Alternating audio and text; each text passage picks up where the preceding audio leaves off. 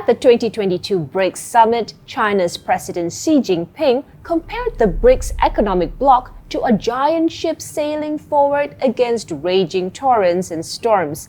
At first glance, BRICS is made up of 5 seemingly disparate countries: Brazil, Russia, India, China, and South Africa. But it's their status as some of the world's biggest emerging markets that brought them together. The BRICS nations have a gross domestic product of more than $24.7 trillion. For context, that's about $1.7 trillion bigger than the GDP of the United States and a quarter of global GDP. The 5 countries also make up 2/5 of the world's population, or 3.2 billion people. The BRICS started as a very heterogeneous group. There was never internal coherence. Every year there's a BRICS summit, and every year somebody predicts its demise. Having said that, these countries have still stuck together for longer than anybody had predicted. The world has changed drastically since BRICS first came together. There has been a pandemic, political upheavals, and a war waged by a key BRICS member. So how did this economic bloc form, and what's in its future? It might come as a surprise that BRICS wasn't the brainchild of its members. In 2001, Goldman Sachs then chief economist Jim O'Neill coined the acronym in the paper Building Better Economic BRICS. He predicted that the economic weight of the grouping, which at that time referred to Brazil, Russia, India, and China, would grow over the next decade, with the potential to eclipse the world's biggest economies. The prediction proved true for the next several years, with the countries boasting impressive year-on-year growth. BRICS became a popular financial talking point, and the countries' leaders seized on the momentum. The foreign ministers of the 4 countries first got together in 2006, and their leaders met on the sidelines of the G8 meeting in 2008. A year later, the first BRICS summit was held in Russia, and South Africa was formally added to the group in 2011. Since then, the leaders have met annually to discuss cooperation and global issues. Zhongyan Zoe Liu is a fellow for international political economy at the Council on Foreign Relations, an American nonprofit based in New York. When the BRICS first got together in 2009, that was at a time of global financial turmoil, especially in the West, starting from the Lehman Brothers collapse in the United States. But the BRIC countries, especially China and India, recovered from the crisis relatively unscathed, something that gave the group momentum. It wasn't until the commodity crunch of 2013 that the wind was taken out of the bloc's sails. Brazil and Russia's oil-dependent economies began to shrink, and investors started to write off the once so promising grouping. But even though BRICS was no longer front of mind for the West, the countries continued to meet. Charles Onanaiju is the director of the Center for China Studies, a think tank focused on promoting cooperation between China and Africa. BRICS represent a framework of new opportunity to engage issues that are very critical to global governance. This focus on global affairs has drawn comparisons to the G7. The G7 stands for Group of 7 and consists of the world's most influential and advanced economies: Canada, France, Germany, Italy, Japan, the United Kingdom, and the United States. While the group represents about 44% of the world's GDP, the countries only make up 10% of the world population.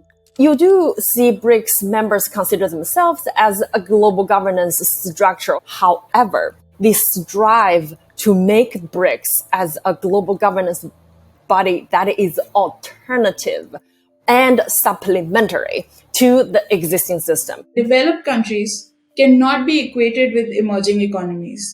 Aparajita Pandey is a foreign policy commentator contributing to think tanks such as India's Observer Research Foundation. Emerging economies, you always have to see that their aim is to get better, get more industrialized, solve more health issues, make sure that their social spending doesn't outrun their income, making sure that they're conserving their environment while they are developing. Comparing them to a group like G7, it's just unfair. BRICS did manage to move back into growth territory, albeit at a slower pace, but the 2020s have had a rough start, and that's been no different for the BRICS economies. Against the background of a COVID pandemic, subsequent economic shocks, global supply chain reconfiguration, we are also dealing with the Federal Reserve in the United States is hiking interest rate. And while much of the debate is around whether the bloc has proved to be a success or a failure in achieving its full economic potential, the fact is that BRICS has managed to stay together despite its diverse grouping. And in that time, they've rolled out their own financial infrastructure. This includes establishing a reserve currency to challenge the dominance of the US dollar, and their own alternatives to the SWIFT system, which is a messaging platform used by banks worldwide to make financial transactions. After Russia's annexation of Crimea back in 2014, that was the time when leaders in Europe started to contemplating the idea of, hey, how about we resort to the nuclear option, kicking Russia and Russian banks off the SWIFT system? So that was the time when Russia started to putting together the alternative transaction infrastructure. So that for Russia, mostly motivated by geopolitical reasons. The case for China is really different. Back in the early days of renminbi internationalization, the real pain for Chinese banks, especially the smaller banks, they did not have a stable connection to the SWIFT system. Chinese policymakers started to think about how to harmonize this renminbi infrastructure with the international infrastructure. But since US-China trade war in 2018, it seems that there is the increasing risk for Chinese entities being sanctioned. Hence, a lot of Chinese policymakers started to think about how, China can use existing infrastructure to provide a hedge or an insurance against possible sanctions. And then there's the New Development Bank. The NDB was set up by the BRICS countries in 2015 to support infrastructure and sustainable development projects in BRICS and other emerging or developing countries. Since its inception, the Shanghai-headquartered lender claims to have funded almost $32 billion in projects ranging from clean energy, urban mobility, transport to digital infrastructure. Those are indeed emerging markets' attempt at establishing their own alternative financial governance body as an alternative to the existing legacy institutions like the World Bank and IMF and all that. In order for a country to raise capital in international market, you have to be evaluated based upon sovereign risk, sovereign credit rating, and so on and so forth. Hence, if you don't necessarily have a good credit rating, in many ways, you cannot raise funds cheaply, or sometimes you just simply cannot raise funds. Specifically for emerging economies, it is difficult to meet the eligibility criteria for such loans from the IMF. And even if they do meet those criteria, the kind of austerity measures that come with it, the kind of loss of sovereignty for a country that comes with it, it's almost devastating. The head of African Development Bank has mentioned that Africa would need about $100 billion investment in infrastructure on a yearly basis to close the infrastructure gap. The new development bank is providing liquidity and lending to developing countries, even beyond immediate BRICS family. In 2021, the NDB expanded to include Bangladesh, Egypt, the United Arab Emirates, and Uruguay as new members, potentially benefiting more than 280 million people in the 4 countries. There's also talk around expanding the BRICS grouping too. China's leading the discussion around growing the bloc, naming countries like Indonesia as potential new members, and with Iran and Argentina applying to join BRICS, could a new formation of emerging market economies be possible? So China has floated the idea of an expansion. The logical other countries to join would be the non-Western members of the G20. So that takes you to Mexico, Saudi Arabia, Turkey. There's a range of larger emerging economies which are part of these other groupings. And what China, I think, ideally would like would be to have a substantial grouping of emerging and developing economies that would act as a counterweight to those international bodies that have the United States and its allies at their heart. Since 2013, non-BRICS countries have been invited to attend the annual summit, and China proposed a BRICS Plus framework in 2017. Other countries that have expressed interest in joining an expanded BRICS Plus framework include Nigeria, the UAE, Saudi Arabia, Kazakhstan, and Thailand. Even when BRICS was formed, these countries were not on an equal footing. These countries came together because there was a prediction that these economies were going to grow.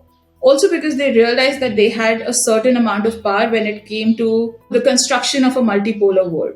Even now, when we are looking at these countries that want to join BRICS, they are not on an equal level playing field at all. The only thing that this signifies is that countries are at different positions in their journey, politically or economically, can come together and work towards a common goal, which is providing an alternative to established ways of functioning for global politics and economics.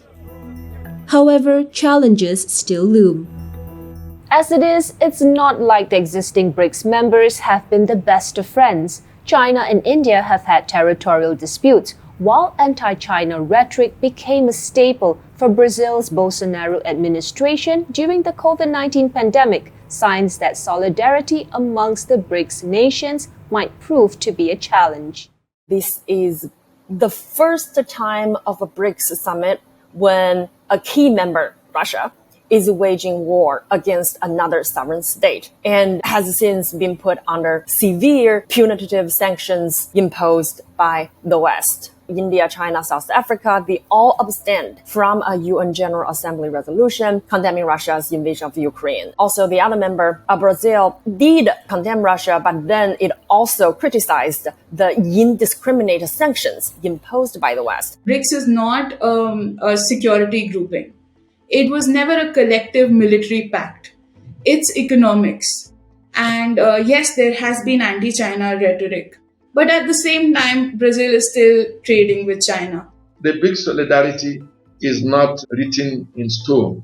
I believe it's a process. It's a work in progress. The BRIC is an important mechanism to manage such a geopolitical tension. Having India and China meet at BRICS is very important to keep the two neighbors talking, to keep the two neighbors focused on finding a common ground.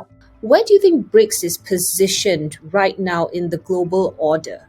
BRICS is playing an important and visible role on the global stage. And it is obvious that this trend will continue. I think not just an alternative financial system, but a much more broad-based international financial architecture that is much more inclusive. And in that respect, I believe that even the West cannot be foreclosed from engaging the BRIC prospects. In times of geopolitical tensions, a lot of the relevance of BRICS becomes more salient than ever. It basically shows some of the countries that are concerned about Western sanctions, they need a hedging strategy, they need an insurance policy